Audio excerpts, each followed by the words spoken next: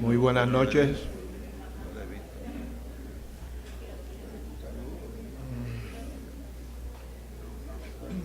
Mi nombre es Florencio Merced y soy presidente de la Fundación Juan Maribraz, que ha convocado esta actividad. Estamos conscientes que no es la Fundación, es Juan Maribraz el que tiene el poder de convocatoria y nos entusiasma, nos alegra constatar ese hecho. Hoy, mientras conmemoramos el natalicio de Juan Maribraz y nos reunimos aquí, en el Viejo San Juan, en Mayagüez, su pueblo natal, también celebran su vida en un acto organizado por el comité de ese pueblo del Movimiento Independentista Nacional Ostasiano, y en el cual hablará su hijo, compañero Raúl Mari Pesquera. Yo tengo tantas y tantas cosas que decirles y compartirles sobre la fundación. Bueno, vamos a empezar por la primera buena noticia.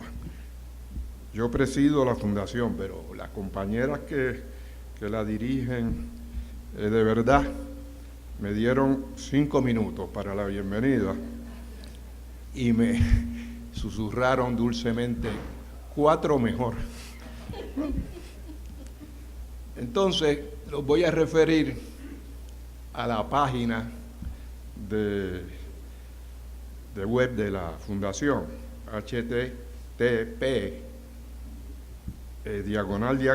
www.juanmaribraz.org. Después de la actividad, que le tengo una segunda buena noticia. El conversatorio debe durar alrededor de 1 hora. Nunca, bajo ninguna circunstancia, más allá de las 8:30. Eso es una segunda buena noticia. Es en el Viejo San Juan, sobre todo, difícil establecer cuándo se va a empezar, porque ustedes saben, y sin embargo estaba temprano el salón lleno. Yo fui uno de los más tarde que llegué, pero sí podemos establecer al menos, como parte de dejar atrás viejos hábitos y costumbres, la hora de terminar, porque estamos celebrando la vida de Juan Maribraz y no necesariamente debemos sufrir al respecto. Me refiero a la hora. Los panelistas, los compañeros a los que voy a presentar a renglón seguido, lo saben y estuvieron más que de acuerdo todos con el tiempo a ser asignado al conversatorio. A Juan, muchos de los que estamos aquí compartimos muchos años con él, lo seguimos y también lo quisimos entrañablemente. La fundación tiene 5 años de incorporada y 4 de trabajo continuo e ininterrumpido. Nosotros estuvimos desde el primer día de acuerdo en desarrollar poco a poco estos trabajos, ir sentando la base de un colectivo que se fuera nutriendo de compañeros y compañeras que fueran llegando, y se han hecho, ya este es el 3er aniversario que se conmemora. Está la página del web, están las carpetas de Juan accesibles a través del internet, y no queremos extendernos en un resumen prolongado de esos trabajos, pero la fundación no tan solo existe, sino que está firmemente establecida y va a tener mejoras continuamente. Imagínense, este es mi último año de presidencia. Ya está firmemente establecida. Y esperamos que así sea en el futuro, periódicamente. Yo sí mantengo el compromiso que hice cuando se fundó, voy a tratar de cumplirlo, y es de estar activo a partir de hoy, o sea, a partir de este año que dejo la presidencia, los próximos 20 años me mantengo en la fundación. Sí, bueno. Nos acompañan, no necesitan presentación en casi ningún lugar y menos en este, pero bueno, el licenciado y compañero Noel Colón Martínez fue seleccionado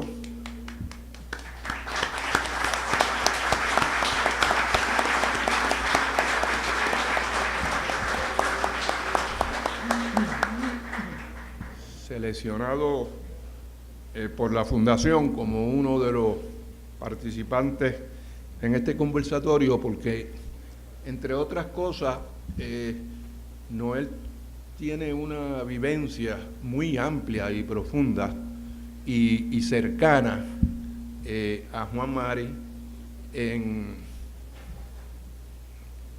muchas vertientes, y él pues nos dejará saber cuáles son. Igualmente, el licenciado y compañero Carlos Gallizá,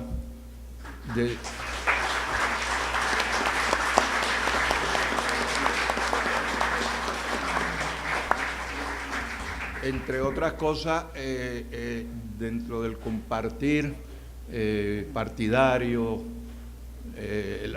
la militancia organizada, aunque no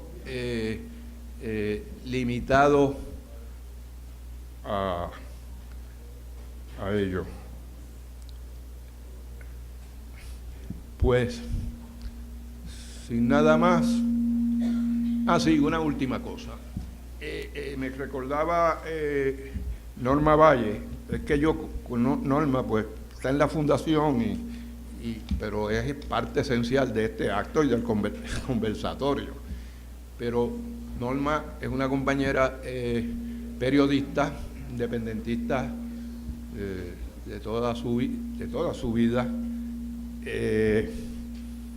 buena periodista, acaba de recuperar la tarea de su programa de radio de agenda de hoy en WIPR.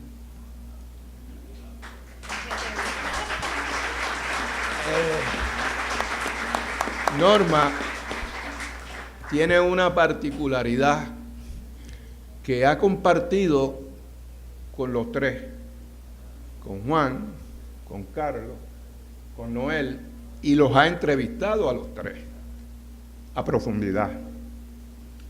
Y antes de entrevistarlos y después los ha estudiado desde diferentes ángulos. Así que también pensamos que además de ser miembro activísima de nuestra fundación, pues conduzca como va a conducir el conversatorio. Yo quiero hacerle, a nombre de todas las compañeras y compañeros, como voy a dejar la presidencia, como anuncié, un reconocimiento a una persona en particular que ha sido quien más consecuente y trabajadora en todo este proceso, desde la incorporación hasta el año 5, en anonimato por decisión propia, por querer dejar fuera de la proyección el nombre y el apellido de la familia, pero quien nos ha traído hasta aquí ha sido la directora ejecutiva de la Fundación, la compañera Rosy Mari Pesquera.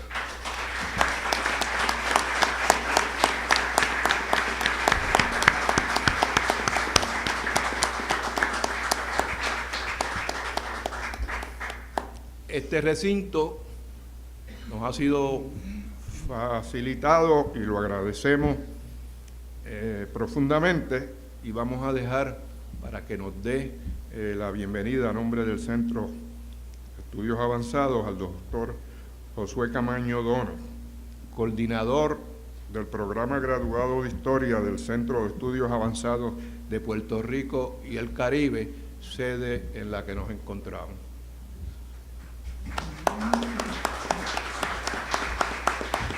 Gracias. Muy buenas noches a todas y a todos. Bienvenidos sean al Centro de Estudios Avanzados de Puerto Rico y el Caribe.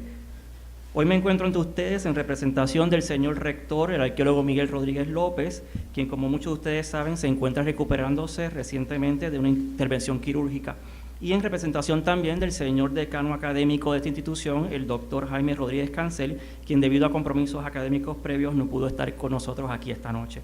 Tanto de parte del señor rector como del señor decano le envían un solidario saludo a la familia de don Juan y a todos ustedes.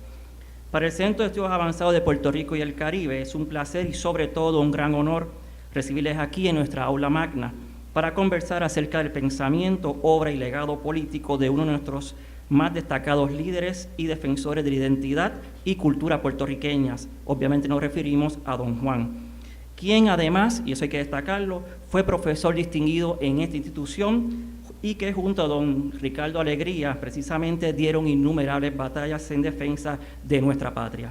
Para esta institución, Puerto Rico constituye una nación hispano-afrocaribeña, orgullosa de su cultura y deseosa de conservarla y enriquecerla. Por ello, la investigación, la divulgación y actividades como esta, la que tenemos aquí esta noche, que generen ideas y estimulen el pensamiento, son los elementos céntricos y esenciales para defender y estipular y dejar bien claro que otro Puerto Rico es posible.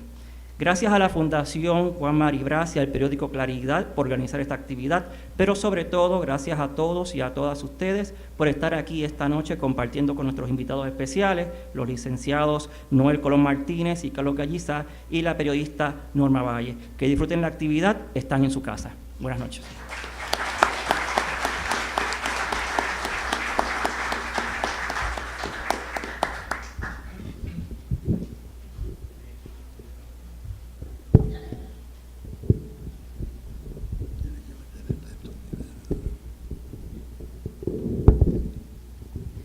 Gracias, Carlos. La gente de radio. Bueno, pues buenas noches, soy Norma Valle y les doy la bienvenida desde la mesa y les agradezco que compartan nuestra conversación, Vivir la Independencia, el legado político de Juan Maribraz. Converso hoy con los licenciados Noel Colón Martínez y Carlos Gallizá. Ellos vivieron la lucha por la independencia junto a Maribraz durante varias décadas, como amigos entrañables, como colegas profesionales y como correligionarios. Yo también formé parte de ese grupo de amigas, amigos correligionarios y me honro en estar aquí en el día de hoy compartiendo esta conversación con estos dos entrañables amigos de Juan. Hola, Carlos. Muy buenas noches a ti, a todas y todos presentes. Vamos a tener que compartir el micrófono. Buenas noches. Muchas gracias por haber venido. Yo creo que sí que es mejor sacarlo de aquí. Alida tiene razón. Sí, quiero decirles que esta conversación eventualmente puede ser vista por internet en la página de la Fundación, así es que pueden volver sobre ella si hay algo que quieran repasar, ¿verdad?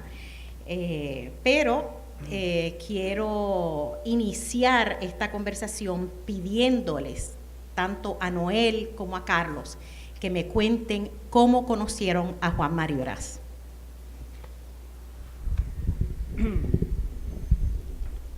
Bueno, en primer lugar, Juan y yo nacimos en el año 1927, ambos. Yo nací un poquito antes que él, pero los dos ingresamos a la Universidad de Puerto Rico en 1944. Éramos dos jóvenes de 17 años que ingresábamos a una universidad que estaba en proceso de reforma e ingresábamos a una universidad de un Puerto Rico que estaba en proceso de cambio.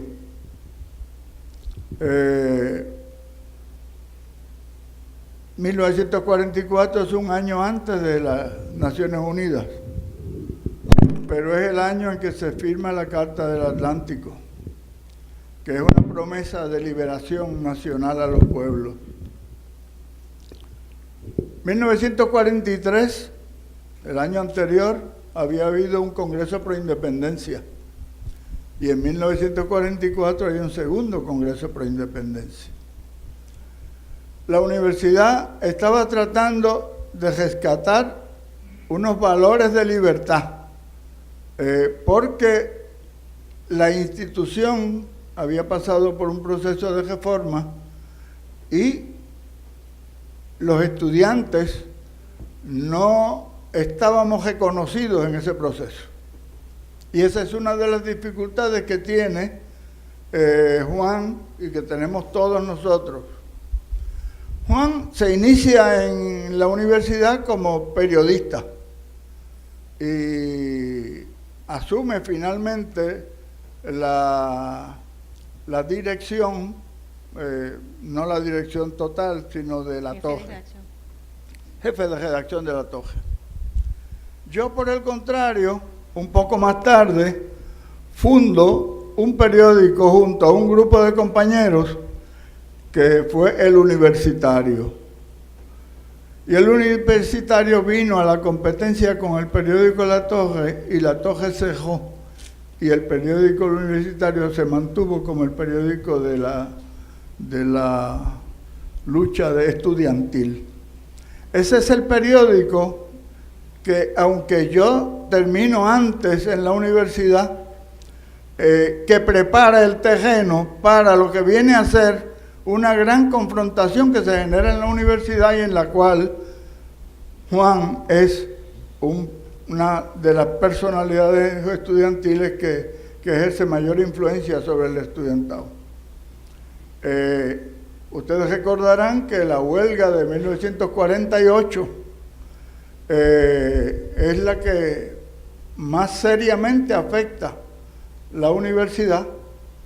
Y que la cambia. Que la cambia porque produce una serie de expulsiones, pero además plantea una serie de cuestionamientos fundamentales sobre la libertad personal de los estudiantes, ideológica de los estudiantes. Yo estoy hasta 1947 en la universidad porque yo siempre me traté de adelantar. Yo me gradué con 3 años en la escuela superior y me gradué en 3 años en la universidad de bachillerato. Y me fui a trabajar de maestro a mi pueblo de Moca. Y el semestre siguiente que se produce la huelga.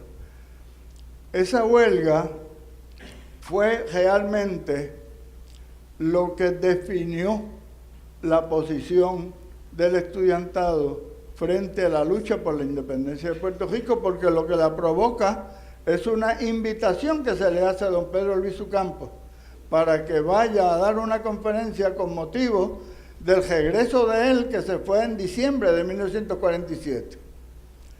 En abril de 1948 es que se desata la huelga de la universidad.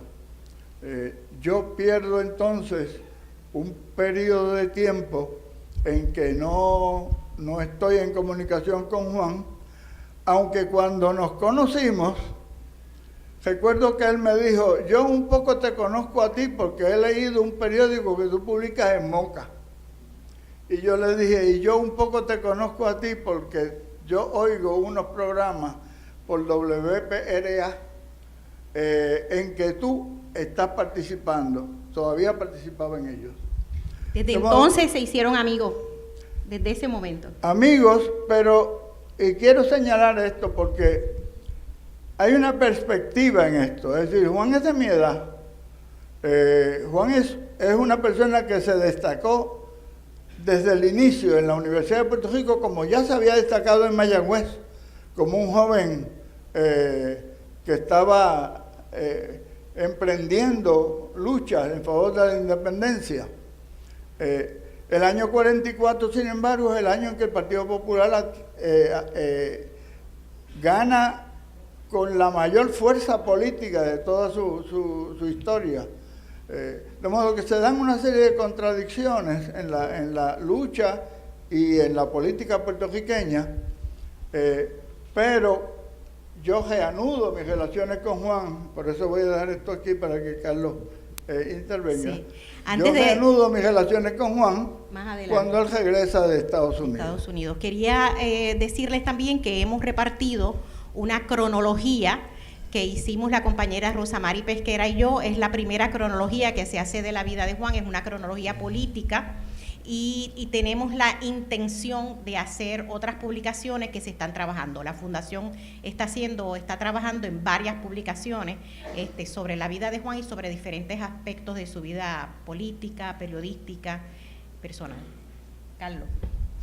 Después de oír a Noel y decir la fecha en que se conoció con Juan, he tratado de recordar dónde estaba yo.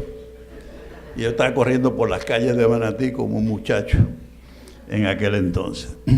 Bueno, en el plano personal, pues precisar dónde conocí a Juan, pues es muy difícil.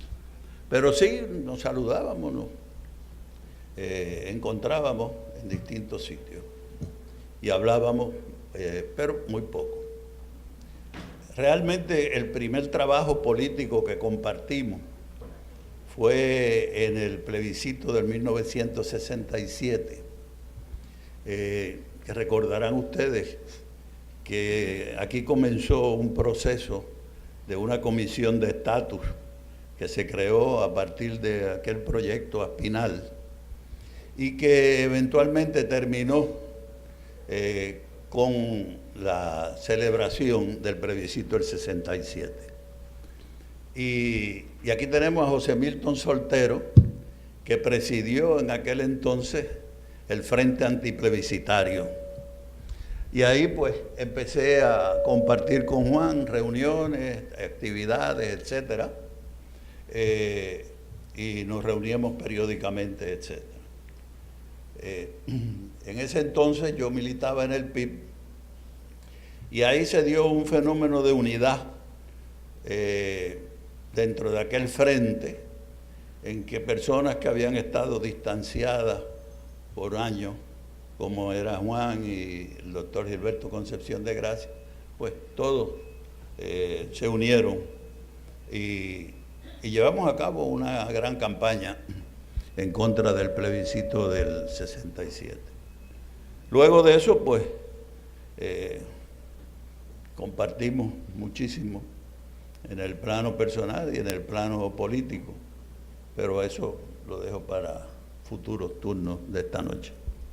Juan Maribraz fue un excelente periodista. Utilizó el lenguaje de forma diáfana, pertinaz, con enjundia, en prensa escrita, radio y televisión.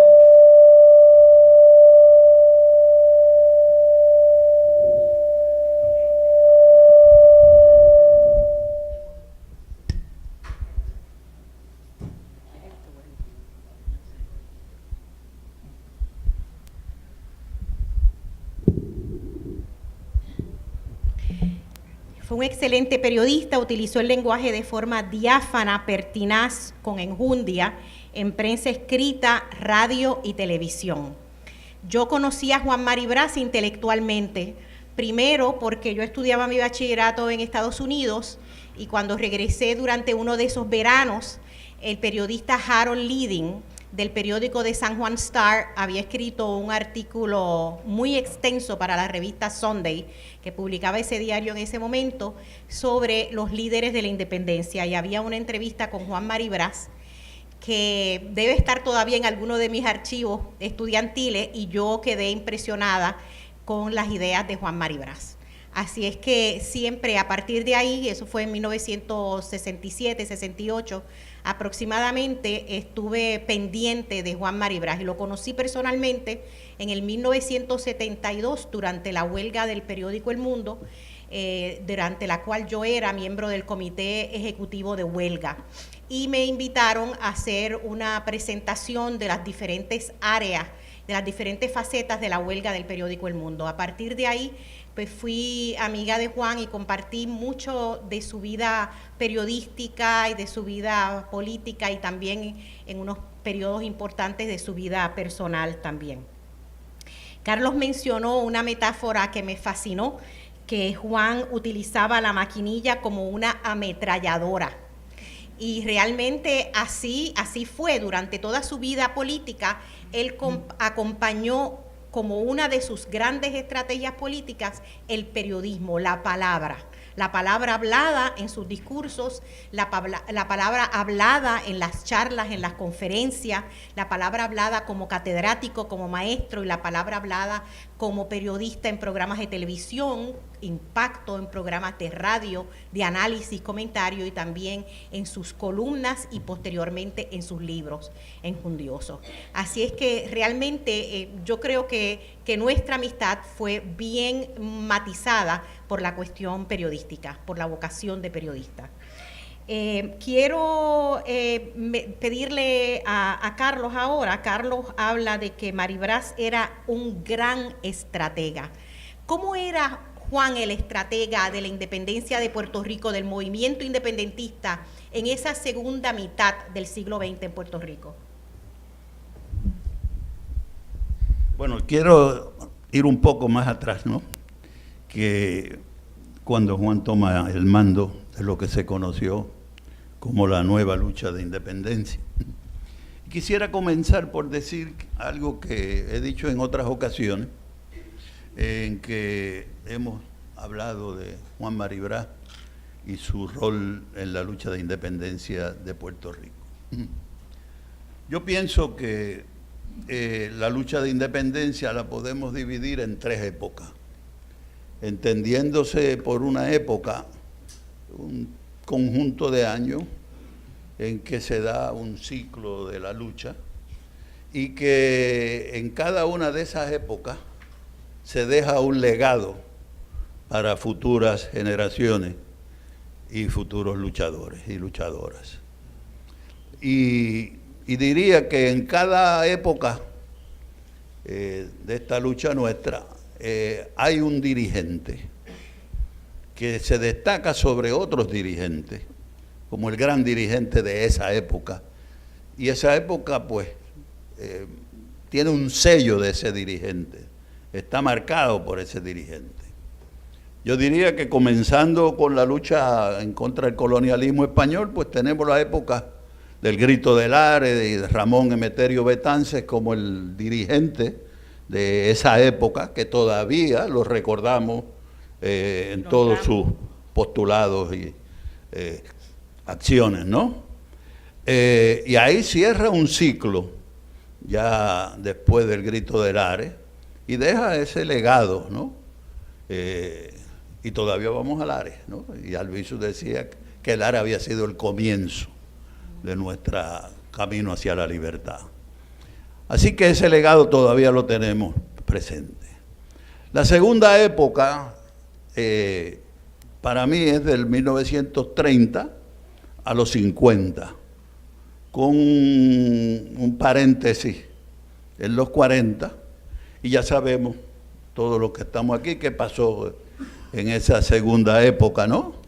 La primera confrontación y enfrentamiento con el régimen yanqui y todo lo que conocemos de esa historia y de que hoy recogemos todavía gran parte de ese legado que nos dejó esa lucha nacionalista. Y el dirigente, pues claro, Pedro Albizu Campos, ¿no? Que tiene tanta presencia hoy como la tenía en los años 30. Así que ahí hay una segunda época. La tercera época, yo le doy como comienzo en 1959 con la creación del movimiento pro independencia, ¿no? ¿Por qué? Porque el movimiento pro independencia cambia totalmente el independentismo que conocíamos de esos años 50 y mediados de los 40, ¿no? Ese MPI de entonces, lo primero que hace es rescatar la figura de Pedro Albizu Campos, que había sido enterrada por el gobierno colonial y que había hasta temores en el país después de la larga represión bajo la ley de la Mordaza de mencionar a Albizu. Y es el movimiento pro independencia el que rescata esa figura de Albizu. Y junto con ese rescate, el que trae al debate público a los presos políticos de entonces, que tal parecía que nadie se acordaba de ellos. Y esa nueva lucha de independencia, que iremos más tarde con más profundidad a ella, tiene un sello, tiene un gran dirigente, y es Juan Maribra. Y esa lucha, la nueva lucha, es la segunda mitad del siglo XX. Noel hablaba y comentaba en una reunión que tuvimos los tres previamente, que Juan era un gran organizador. ¿Cómo tú defines esa cualidad de Juan? Fíjate, yo creo que Juan, si uno enumera las organizaciones que él dejó establecidas, en la conciencia independentista sobre todo, uno lo ve como un gran estratega y como un gran organizador. Por ejemplo, yo tengo una particular visión del MPI. Yo no era miembro del MPI. Sin embargo, yo recibí del MPI asignaciones de trabajo que no se lo hubiesen hecho a otra persona si no pertenece a la organización. Y lo mismo me ocurrió en el Partido Socialista. Es decir, cuando Juan organiza Claridad, organiza algo que estamos todavía el periódico de más larga existencia en Puerto Rico, nutriéndonos con Claridad. Organizó el movimiento obrero sobre otras bases, con el MOU, que luego viene a ser la UGT, Pedro Grant como gran organizador. Juan organiza la actividad estudiantil con la FUPI. Pues la FUPI existe a partir de estas organizaciones. El problema del acercamiento a la mujer trabajadora. Federación de Mujeres Puertorriqueñas. Hay que recordar que Claridad se funda primero como el periódico de los trabajadores y de la independencia. Pero finalmente viene a ser el periódico de la amplitud de todo el independentismo. Claro. Juan, por ejemplo, en el 1953 hay en Puerto Rico la necesidad de reconstruir un movimiento por la paz que en ese momento puede servirle mucho a la lucha por la independencia. Y se me pide a mí que yo dirija el Consejo Puertorriqueño de la Paz. Yo no era miembro del Partido Socialista ni del MPI. Posteriormente se me pide, y lo hice siempre entendiendo que esa amplitud era fundamental. A mí me extrañaba mucho, por ejemplo, que Juan me pidiera que lo acompañara, sin yo ser miembro del Partido Socialista, a Naciones Unidas, por ejemplo. A ver, por ejemplo, vamos a tratar de ver al presidente de México. Y allá iban. Bueno, allá íbamos nosotros, con 1000 dificultades, pero el hombre nos recibió en su casa de campo y nos atendió. Y qué solidaridad extraordinaria de los mexicanos, ¿verdad? muy solidaria, pero con cuidado. Con cuidado porque hay una frontera ahí con el otro país. Sí, entonces, eso fue en 1978 que fuimos porque en el 79 se habría de celebrar la segunda conferencia internacional en México. Pero 8 años después, 8 o 10 años después, un día me dice, vamos a Venezuela, vamos a ver a Carlos Andrés Pérez. Porque Carlos Andrés Pérez, pues su figura desmereció enormemente por el problema de la corrupción pública, en la que él cayó malamente. Pero en aquel momento, un año antes del Caracazo, fuimos a verlo en el 88, en el 89 fue el Caracazo, que es lo que en cierto modo abre el espacio para la revolución bolivariana. El momento en que Chávez, poco tiempo después, trata de tomar el poder, no puede, lo encarcelan y ahí se inicia un descontento popular que lo devuelve al poder finalmente. De modo que, por eso yo les digo que para mí la figura de Juan es una figura fraterna. No es un líder político que esté a cargo de una organización. No. Éramos amigos, nos entendíamos como amigos, diferíamos a veces. Pero Juan tenía la virtud de dar con su trabajo, con su dedicación, con su compromiso, un ejemplo que no se podía declinar cuando él recababa el concurso y la ayuda de otros. Era tímido, pero cuando hablaba, podía ser un gran conversador y tenía muchísimo sentido del humor. Y yo estoy segura que si yo fuera por cada una de las personas que están aquí sentadas, probablemente todo el mundo tiene una anécdota de Juan Mario Brás, cuando lo vieron, cuando lo conocieron, cuando le dieron la mano, cuando le dijeron esto, le dieron lo otro, porque él siempre tenía una palabra amable y siempre estaba atento a atender lo que la gente le iba a decir, aunque después le pasaran el rolo en alguna que otra organización, ¿verdad? Pero sí tenía esa calidad de buen amigo. Carlos, tú estabas hablando también cuando en esa reunión de cómo el MPI y Claridad le enseñaron a los puertorriqueños a protestar, a romper con la dictadura de la ley de la mordaza. Bueno, yo creo que hay que recordar que el MPI, cuando surge en el 1959, surge luego de 10 años de la ley de la mordaza estar en vigor. Y para los que vivieron esa época, saben el temor que había en el país. Yo no recuerdo en esos 10 años piquetes y protestas en las calles de Puerto Rico. Yo estaba en la universidad, en esa época la universidad era un cementerio, ¿no? No se permitían ni las organizaciones atléticas en aquel entonces, ¿no? Y las fraternidades. Sí.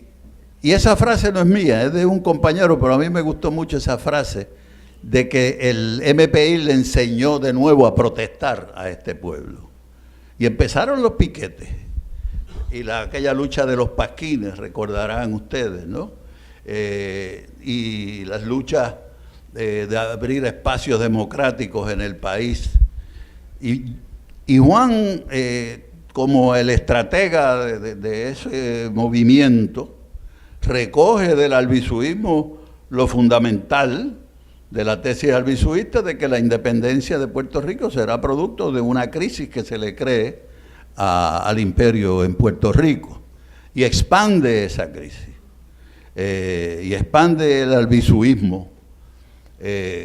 Y Juan tenía una visión de estratega de la lucha de independencia en 3 planos: en el plano nacional, que es el plano principal de lucha; plano internacional, necesario en una lucha tan desigual como la nuestra frente al imperio, y en el plano dentro de Estados Unidos.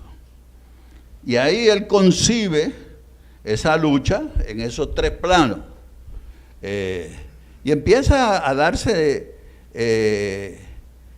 en el plano internacional unos acercamientos, inicialmente, pues claro, con la Revolución Cubana, que es del 59 también, y después podemos ver en el plano más crítico qué pasa, ¿no?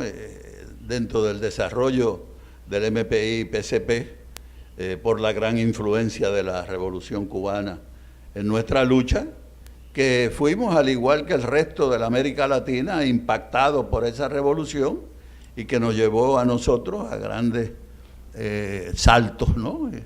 Que algunos pues lo han calificado de brincar etapas nuestras en la lucha, movidos por la Revolución Cubana.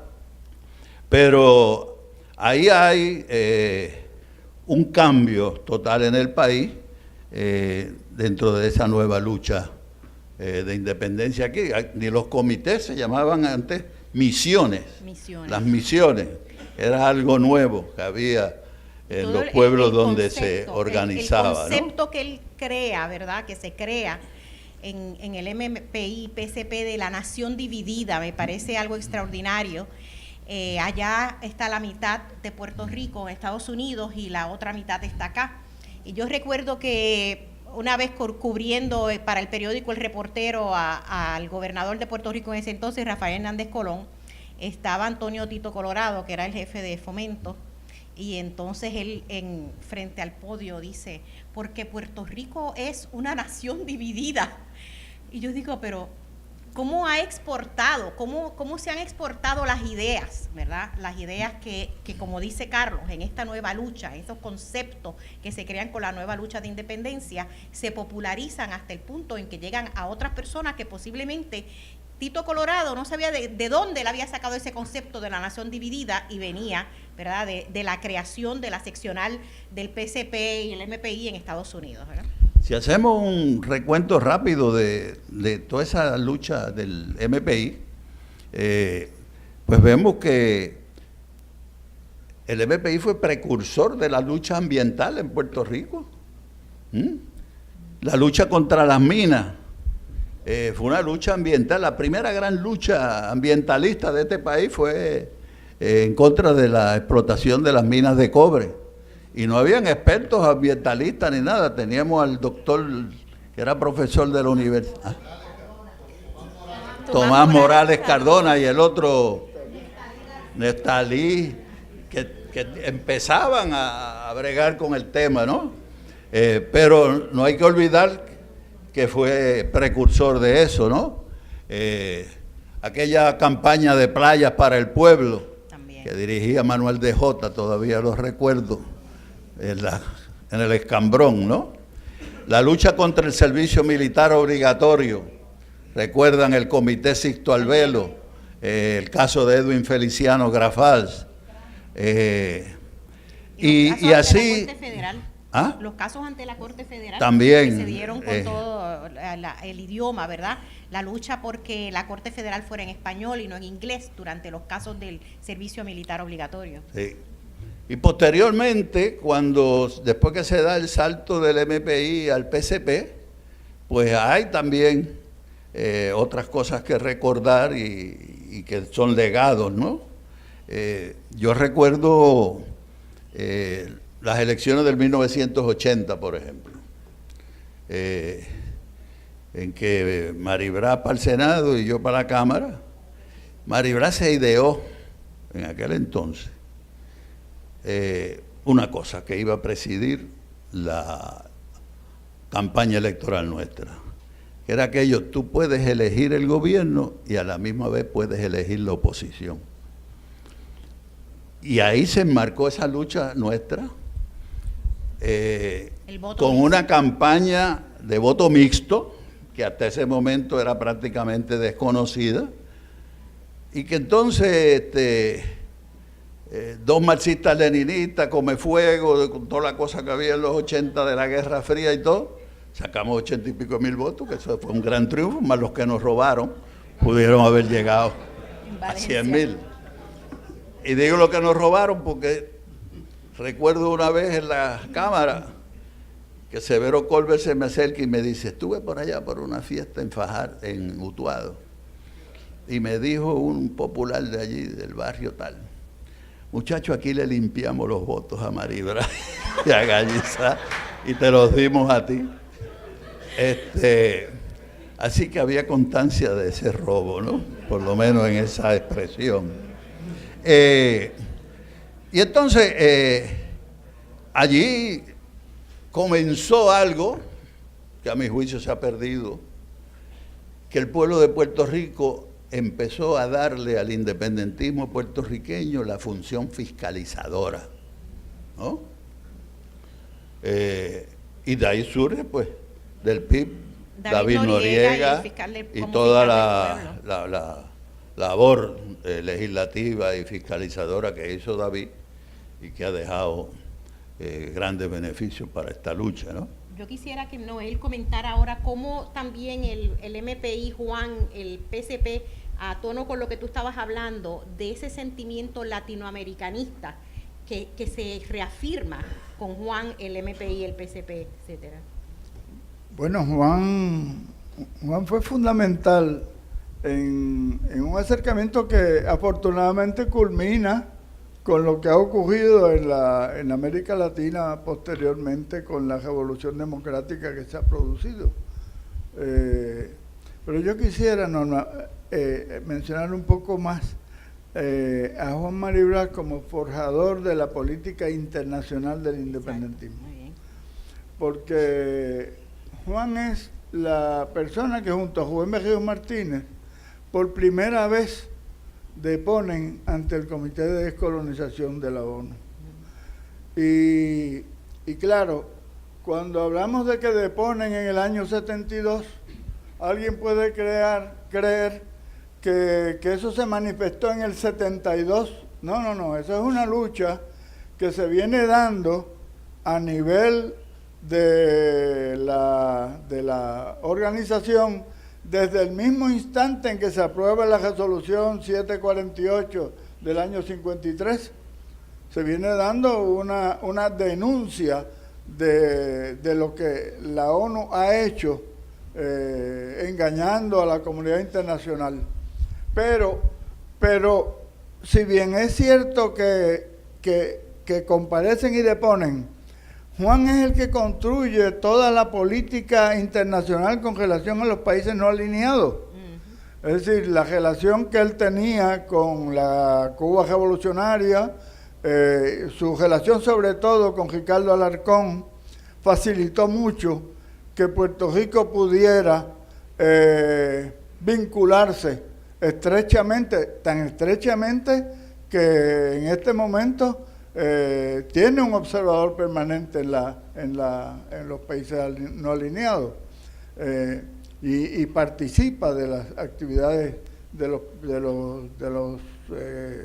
las conferencias ministeriales y de las conferencias de jefes de Estado. De modo que creo que Juan, y hay un dato que es extraordinario, y es que la resolución 1514 que se aprueba en 1960 es una resolución que le es aplicable a Puerto Rico por acción de la intervención de Juan Maribra y Vicente G. Polanco.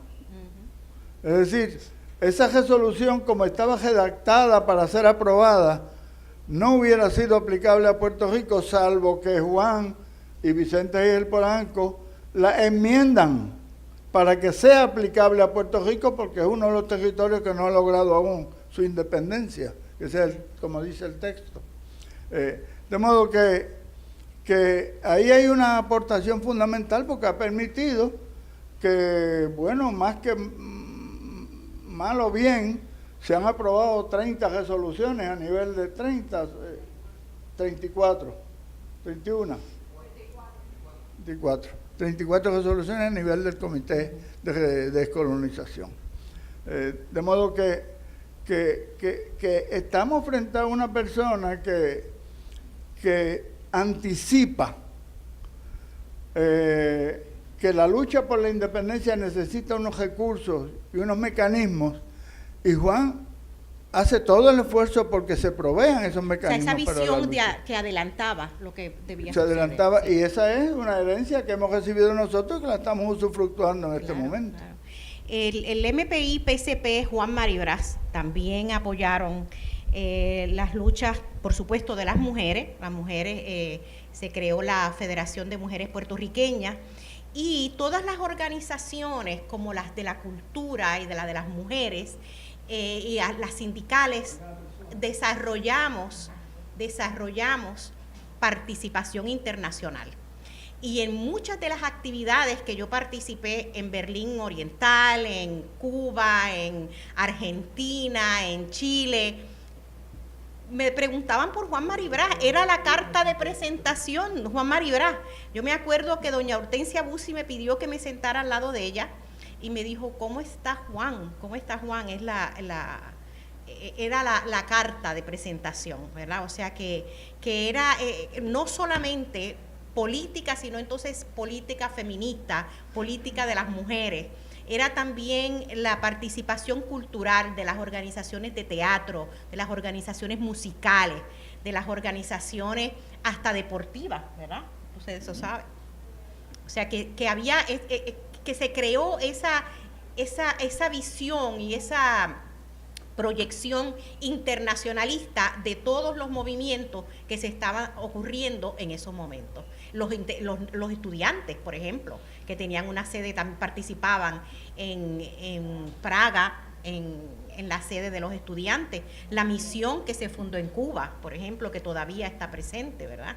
O sea, toda esa participación extra Puerto Rico a nivel internacional y a nivel internacional. Y Juan es el que concibe por primera vez la organización de verdad dentro de Estados Unidos. Y aquí hay varios compañeros que fueron destacados en esa lucha en Estados Unidos. Y entre ellas, pues, saludé al entrar aquí a Digna Sánchez y a otros compañeros de esa lucha, ¿no? Y antes de esa visión de Juan de organizarlo, pues, los independentistas que salían de Puerto Rico se exiliaban en Nueva York y creaban sus grupitos allí. Pero esta visión de Juan era mucho más abarcadora, y era organizar las comunidades puertorriqueñas en Filadelfia, en Chicago.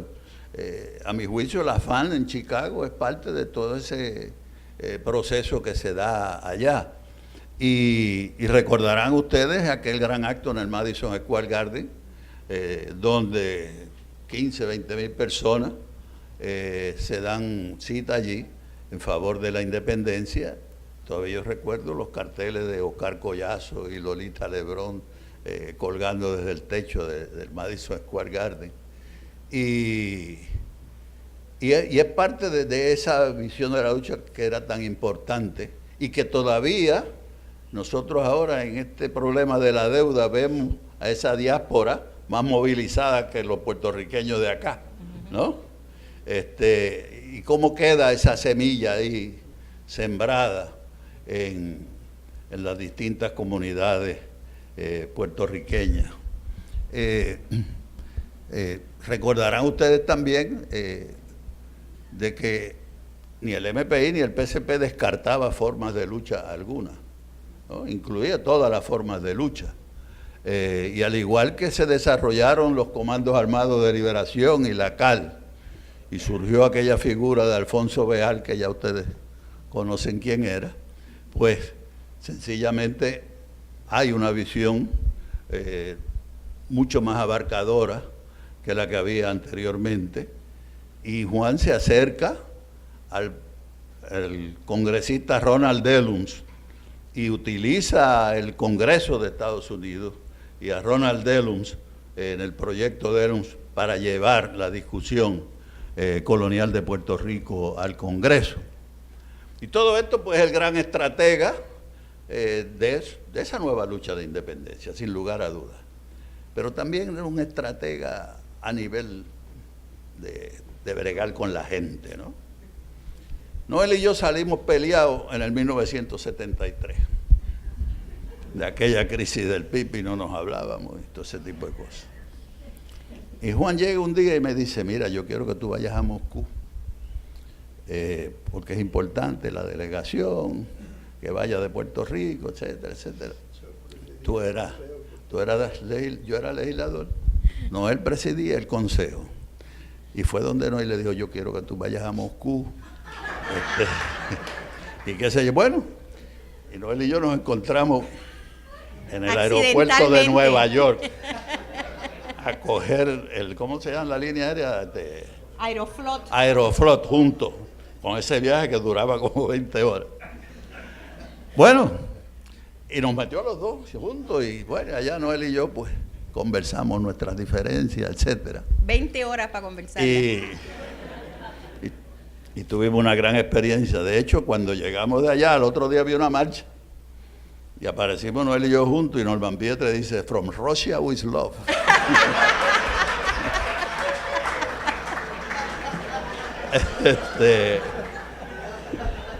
Así que también él tenía esa capacidad, ¿no? De esa brega ahí bajita, ¿no? Y cuéntanos, ¿cómo fue que te sedujeron a ti para que te unieras al Partido Socialista? Aquí hay uno. Aquí hay uno, un agente. Este hombre fue, bueno, Juan, y esto es algo que hay que discutir después de la corrección o no corrección de llevar al PCP a las elecciones del 1976. Cuando yo me separo del PIB en el 73, pues empiezo a colaborar muy estrechamente con el PCP porque entendía que era la organización que mejor preparada estaba para adelantar la lucha de independencia. Y ya había entonces una visión de ir a las elecciones del 76. Yo estaba en la legislatura y pues ya era electoralmente pues viable, ¿no? Y el el PCP, destacó a este señor presidente de la fundación, Florencio Merced Rosa, a que me reclutara para su ingreso al PCP. Lo cameló, lo sedujo. Yo no sé cuántas cervezas y tragos nos dimos en ese proceso, pero cogimos amanecidas en bruto. Hasta que una noche, como a las 3 de la mañana, yo le digo, mira, Florencio, yo voy a ingresar, ¿está bien? Y trágicamente hice mi ingreso en el 75, cuando el bombazo aquel de Mayagüez, que mató a un obrero y a Ángel Luis Charbonnier. Así que esa fue la fecha de mi ingreso. Pero Juan también fue trabajador de ese proyecto. Yo quería que Noel comentara la creación en el 1963 del Comité para la Asamblea Constituyente, y es creo que en el 64, que en el Colegio de Abogados los nombran a ti y a Juan a la comisión del Colegio de Abogados, que empieza a trabajar desde ese momento el proyecto de Asamblea Constituyente para Puerto Rico. Un poco antes. Eso, la resolución 1514 se aprueba en el 60. Inmediatamente el Colegio de Abogados empieza a ver el proceso de cambio que se está dando a nivel internacional. Y en la Asamblea del 62, la Asamblea decide crear una comisión para examinar el caso de Puerto Rico, el caso de las relaciones coloniales con Estados Unidos. Ya antes, el Colegio de Abogados, en el año 1944, había hecho expresiones muy fuertes sobre la necesidad de de que terminara la situación colonial de Puerto Rico. Entonces, la primera comisión que se nombra por el colegio es en el año 63, en que participamos por primera vez Juan y yo en la comisión, y esa es la comisión que produce, a mi juicio, la más importante declaración del Colegio de Abogados, la declaración sobre soberanía, la necesidad de conquistar la soberanía. Y la soberanía como el poder último, como el poder donde reside el poder último. Entonces, ahí empezamos, Juan y yo, a estar juntos en las comisiones todos los años, hasta que él enfermó y no pudo estar en la comisión. Juan perteneció a la comisión y yo también. En unos años yo la presidí, en otros no. O sea, hasta que Juan murió, él siguió perteneciendo a la comisión. Hasta que él murió, perteneció a la comisión, sí, así es. Yo decía que mi relación con Juan fue una relación fraternal, porque todas estas intervenciones, yo viajé mucho, haciendo solidaridad internacional con motivo del Movimiento Internacional por la Paz, en Europa, en África, en América Latina, y lo hice impulsado por iniciativa de Juan y del movimiento que él estaba dirigiendo. Pero Juan nunca me pidió a mí que yo ingresara. Es decir, yo he colaborado con Claridad, pero he colaborado con Claridad, pues, ¿cómo voy a dejar de colaborar con Claridad? Pero mi relación, quiero afirmar de nuevo, era una relación de personas que veníamos al mismo tiempo del oeste de la isla, que nos encontrábamos en Río Piedra, que nos tocó una situación difícil en la Universidad de Puerto Rico, que Juan tuvo que continuar sus estudios fuera del país cuando fue expulsado de la universidad, primero en Florida, después en Washington. Primero trató de ingresar a la George Washington University y no pudo por unos conflictos que le planteó falsamente el FBI. Finalmente se graduó de la American University y regresó a Puerto Rico, y entonces es que no podemos venir. Pero, como decía Florencio, la relación con Juan trascendía mucho. Toda la relación política, patriótica, éramos personas muy afines, muy amigos, claro. Profundamente amigos. Yo le quería preguntar a ambos, pero empezar con Carlos.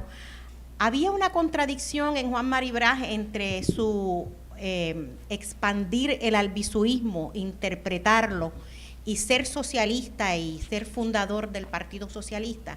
¿Había una contradicción entre estos dos grandes conceptos? Bueno, mira, eso fue objeto de debate, ¿no? Y en el PSP, pues, se pretendió articular un nacionalismo revolucionario con un socialismo proletario y un marxismo, ¿no? Y eso pues siempre estuvo ahí en la balanza, ¿no?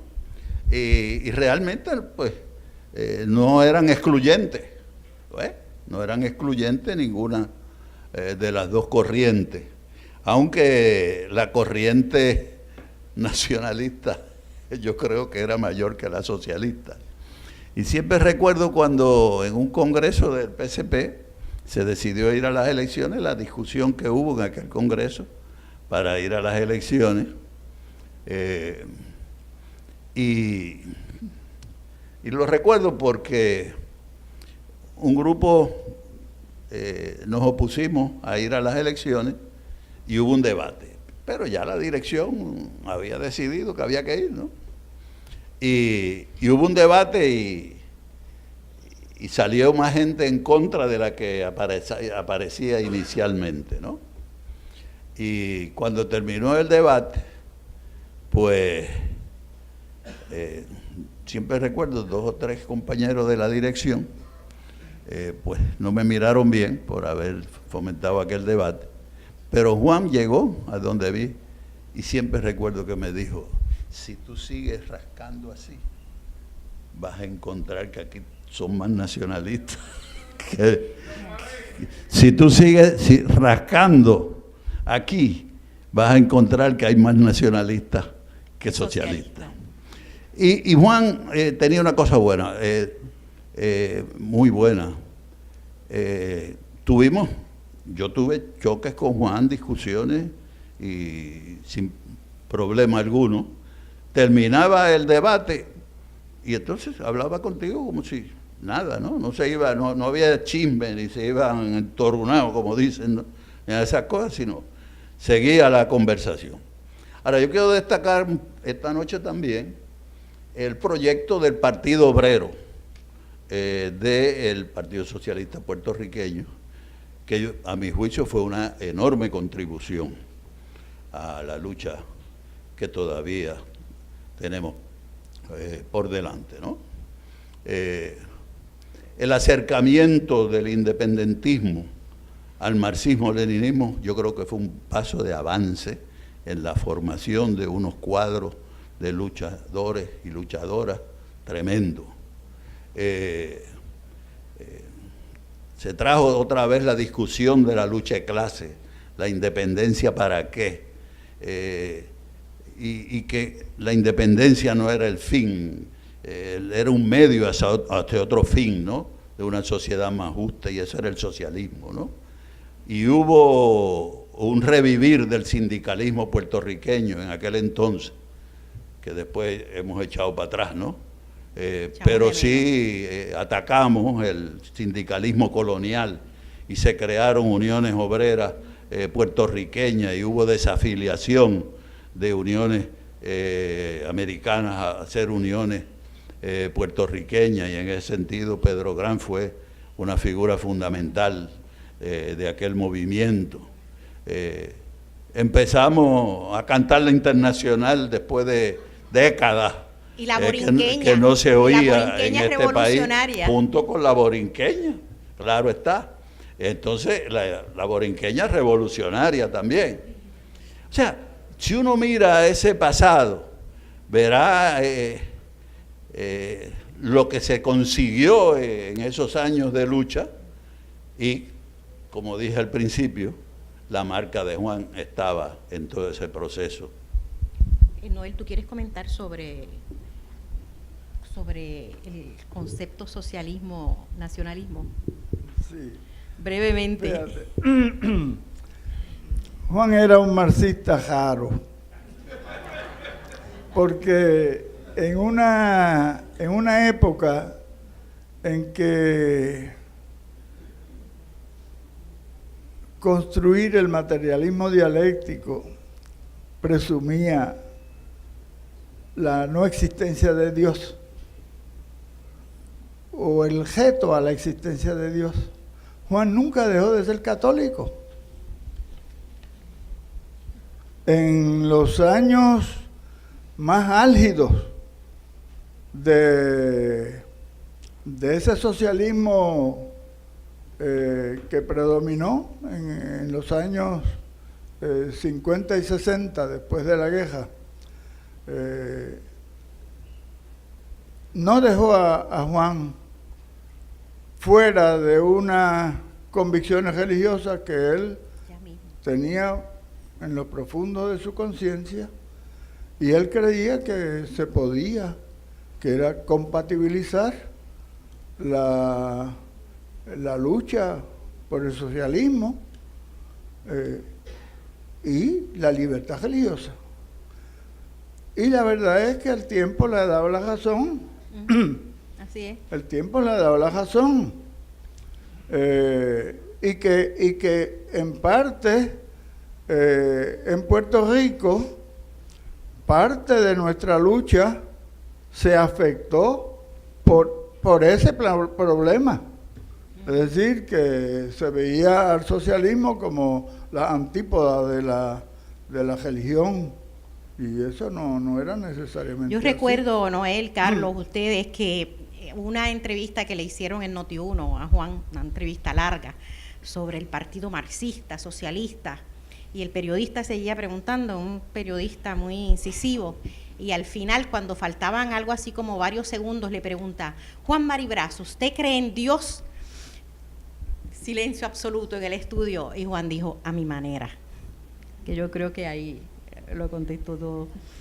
Yo quisiera también, por mi parte, hablar de la lucha también de los frentes culturales, por ejemplo, el frente, los grupos de artes plásticas, que se dieron a la tarea de ilustrar a Puerto Rico como una nación. Yo creo que los artistas fueron de una aportación extraordinaria y han seguido colaborando con claridad, ¿verdad?, incansablemente, donando su tiempo, tanto los artistas del espectáculo como los artistas gráficos, caricaturistas, han puesto, ¿verdad?, su pluma, su pincel, su arte al servicio y a la actividad tanto del MPI como del PCP y como de la lucha independentista de la segunda mitad del siglo XX y de principios del XXI, y yo creo que eso fue muy influido por el MPI y el PCP. Y también, por supuesto... Oye, sobre eso de los artistas, yo creo que el MPI PCP es el único que creó un conjunto musical. Un conjunto musical. Partidario, que fue Taoné. Sí, Taoné. Sí. Y el de teatro, ¿cómo se llamaba el de teatro? Anamú, exactamente, Anamú. O sea que es increíble. Yo tengo un portafolio de artes gráficas que hicieron los compañeros también del PCP para recaudar fondos. Una joya, se vendía por $225, eso ahora vale no sé ni cuánto, no quisiera estimar, pero cómo los artistas también hicieron, ¿verdad?, ilustraron a Puerto Rico de una forma tan maravillosa para renovar el orgullo patriótico, ¿verdad?, a través del arte. Y también tengo que decir por mi parte que tal vez es posible que él hablara más conmigo estas cosas que con otras personas y con algunas de las mujeres, toda su visión, cómo fue cambiando y cómo yo lo vi cambiando hacia la cuestión de las mujeres, de los feminismos, de la movilización de las mujeres a nivel personal e independiente de las directivas del partido, de las direcciones del partido. Cómo él fue cambiando hacia eso, cómo él fue cambiando también hacia las actitudes, hacia las personas con orientación sexual diferente hacia el mismo sexo. Hablábamos, Carlos y yo, cómo me contaba él que fue a una conferencia en pro de la independencia de Puerto Rico en Boston, y cuando llegó a este teatro enorme, gigante, había una pancarta que decía Lesbians for Puerto Rican Independence. Y él me dice: hay que cambiar, tenemos que aprender y tenemos que cambiar. O sea, y les estoy hablando de esto en 1975, ¿verdad? O sea que había siempre en Juan un deseo de ir cambiando. En otra entrevista que estuve leyendo recientemente, preparándome para este conversatorio, vi la opinión de Juan, muy reciente, de su opinión de los partidos políticos. Cómo los partidos políticos iban a desaparecer en el concepto que teníamos en el siglo XX, iban a ser diferentes. Noel, ¿tú querías añadir algo? No, yo sobre eso quería decir algo más que recordé ahora. Y fue que, independientemente de todos los lazos internacionales que desarrolló el MPI, etcétera, Juan siempre fue muy celoso de no caer en el bloque soviético, como él lo entendía, de que era un Vaticano que había del socialismo allá en Moscú, que repartía órdenes en el mundo entero, ¿no? Y cómo las organizaciones y partidos pues respondían a esos mandatos de Moscú. Y Juan resistió muchas presiones, por ejemplo, cuando la invasión de Checoslovaquia por las tropas soviéticas, hubo presiones para que se pronunciara a favor de aquella invasión, y Juan se negó todo el tiempo. Eso yo no lo sabía, es excelente, ¿verdad? Se habla muy bien de él. Bueno, vamos a tener que cesar nuestro conversatorio con pena, ¿verdad? Porque llevamos casi 1 hora y 45 minutos, pero quería hacer como un resumen, ¿verdad?, de lo que hemos estado discutiendo.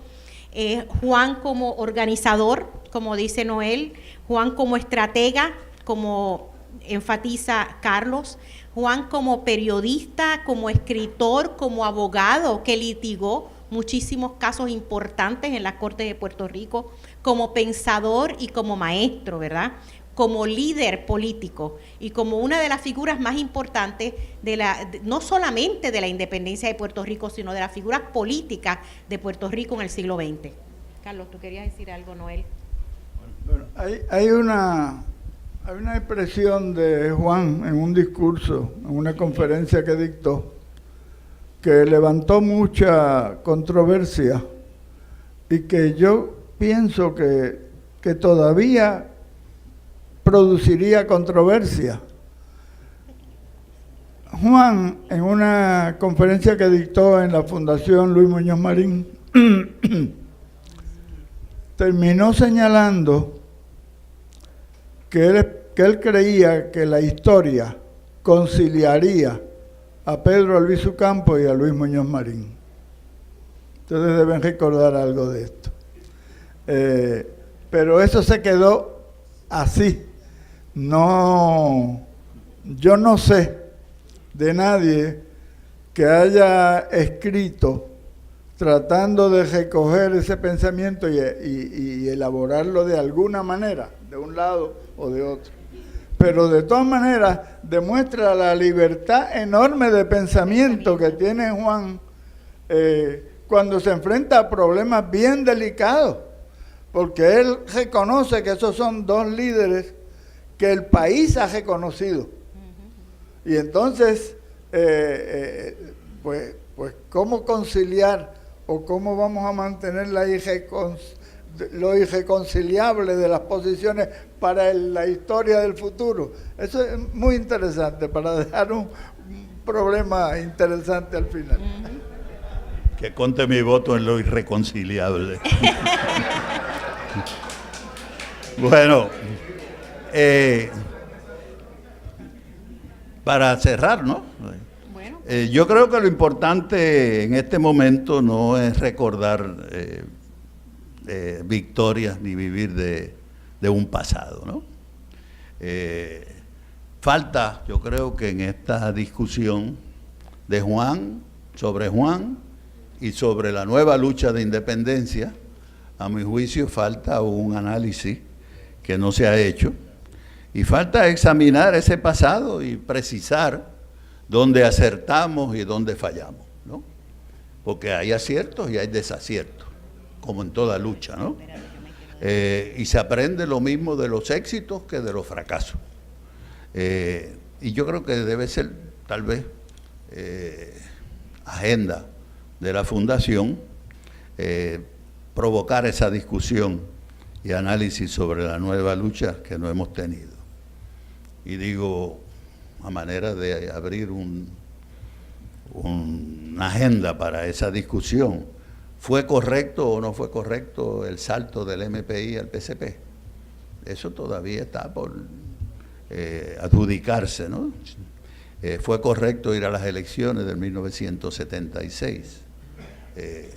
Pudimos articular ese nacionalismo revolucionario con el marxismo-leninismo en un país colonial, ¿no?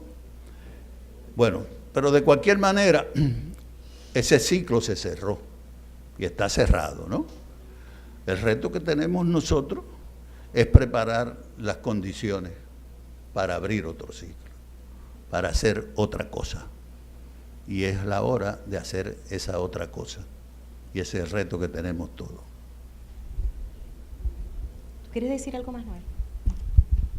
Yo coincido con Carlos en que una vez que fallece Juan, pues ya no lo tenemos para ser usufructuarios de sus ideas. Pero creo que Juan vive. Creo que Juan vive. Creo que Juan vive porque lo que dejó como estrategias de lucha desde los años 60, desde luego que creó el MPI, ha sido demasiado valioso para este país y ha sufrido desviaciones, como ha apuntado Carlos correctamente, ha sufrido desviaciones importantes, pero hay un punto de corrección central que hace que Juan vive. Gracias. Así es, definitivamente.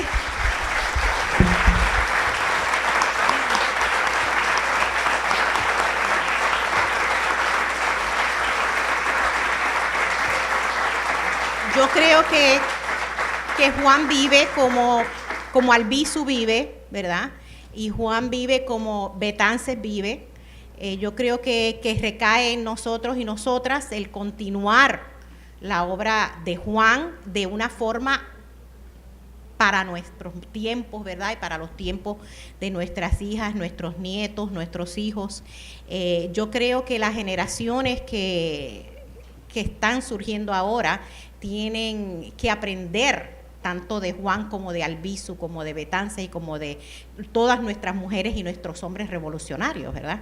Así es que yo creo que en eso recae en vivir la independencia y el legado político de Juan Maribraz. Quiero despedirme, Norma Valle y los licenciados Noel Colón Martínez, Carlos Gallizá. Muchísimas gracias por estar aquí. Por favor, envíennos sus mensajes a la página, ya ustedes saben, juanmaribraz.org, y muchas gracias por estar aquí.